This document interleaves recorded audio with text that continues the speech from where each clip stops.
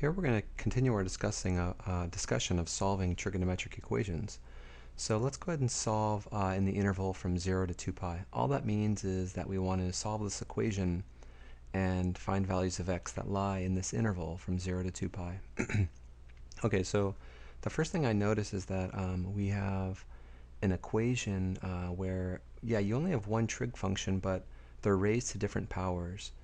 And our strategy here is going to be to get 0 on one side of the equation so that we can factor. So let's subtract 9 sine x from both sides. So we get 9 sine cubed x, or sine x to the third power, take away 9 sine x is equal to 0.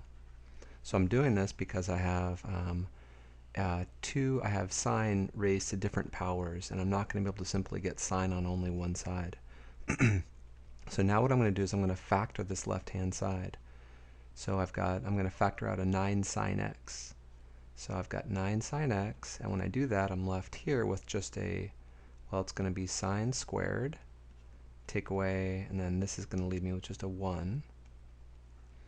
And I'm going to continue factoring, right? So it's going to be 9 sine x, and this is a difference of squares, so it factors as sine x plus 1 times sine x minus 1. So we're using algebraic techniques right now to solve these trigonometric equations. In particular, I'm factoring. So now what we're going to do is we're going to set each of these factors equal to 0. So I get sine x equal to 0, and then I'm going to set sine x plus 1 equal to 0. And then finally sine x minus 1 equal to 0. And so the first equation is ready, sine x equals 0. The second equation, let's write it as sine x equals negative 1. And then finally for the last equation, sine of x is equal to positive 1. And so I ask myself, in the interval from 0 to 2 pi, when are these true? Well, first of all, when is x equal to 0? That would be right here, right? That's one value when x is 0, but also when x is equal to pi. So this equation yields two solutions, right? I've got, so far, let's keep track of our solutions here. We're going to have 0, we're going to have pi. Now you might say we're going to have 2 pi as well, but the interval is from 0 to 2 pi, and there's a parenthesis on the 2 pi. So in other words, they don't want us to include 2 pi. So just 0 and pi so far. Now when is sine x equal to negative 1? That would be down here, right? When the angle is 3 pi over 2. So let's add that to our collection. And then finally, when is sine of the angle equal to 1? That would be up here at pi over 2. Okay, so these would be our 4 solutions to this equation. Now notice that by restricting the solutions to lie between 0 and 2 pi, we have a finite number of solutions. No longer are we adding an integer multiple of 2 pi like we did in previous problems. Okay, let's try another one like that. Okay, let's solve again in the interval from 0 to 2 pi, and we have 2 times the square of cosecant, take away cosecant, is equal to 4. Now once again, I notice that I have a cosecant and then cosecant squared, and so I'm going to use algebraic techniques to solve this. Now I can see here that because I have something and then the same function squared, this is what we call quadratic in this case, cosecant. So let's write that down. This is quadratic in cosecant. And all that means is that you have cosecant and also cosecant squared. Now the reason that's important is because that's going to give us a strategy. The strategy we're going to employ is a factoring strategy for quadratic trinomials. So the first thing we're going to do is subtract 4 from both sides. So we get 2 cosecant squared minus 2 cosecant minus 4 is equal to 0, right? It's important to have this 0 here because algebraically the technique for solving by factoring involves having a 0 on the right hand side. Now I'm going to factor a 2 out of the terms on the left. So it's going to be times cosecant squared x minus cosecant x minus 2 is equal to 0. And now this is quadratic in cosecant. Basically, let me write that here. We're looking at cosecant squared x minus cosecant x minus 2, right? Now that looks a whole lot like y squared minus y minus 2, except for y in place of cosecant. And the reason that's relevant is because I can factor this trinomial, right? I can factor it as y minus 2 times y plus 1.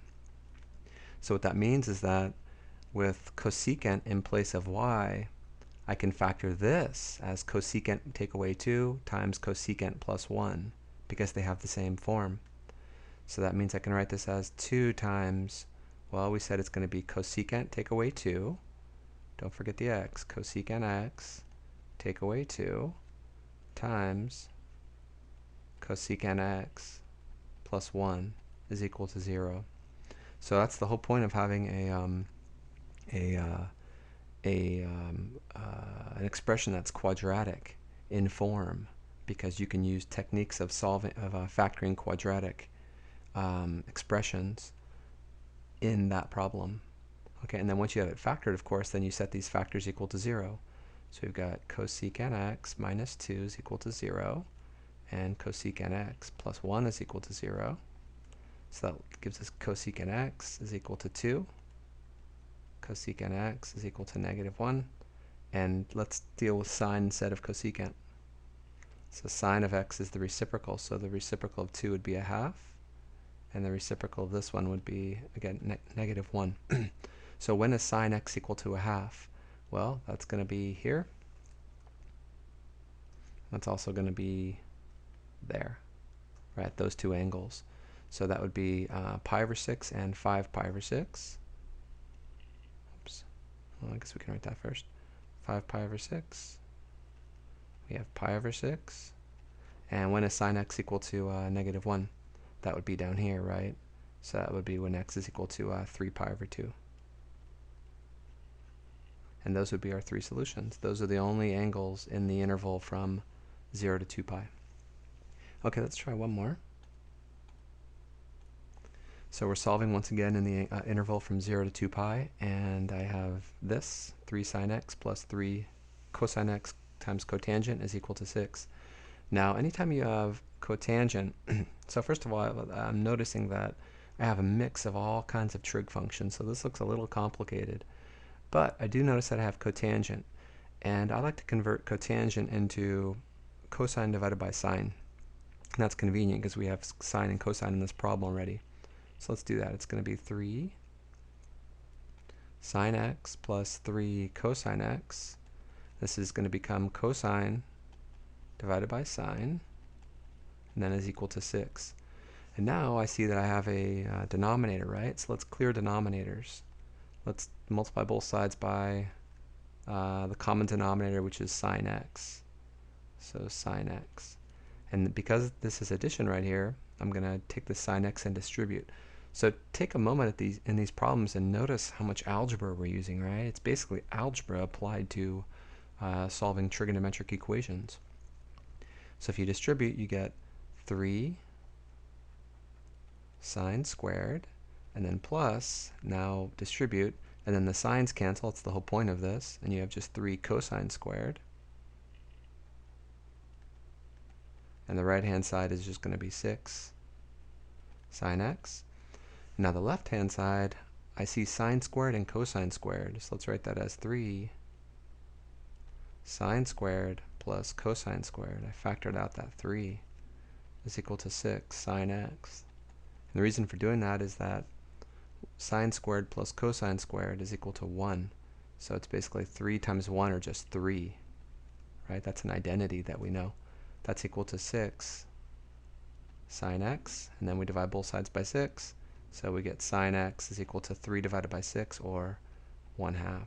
Okay? And that gives us the angles in 0 to 2 pi, simply pi over 6 and 5 pi over 6. So this problem wasn't too bad.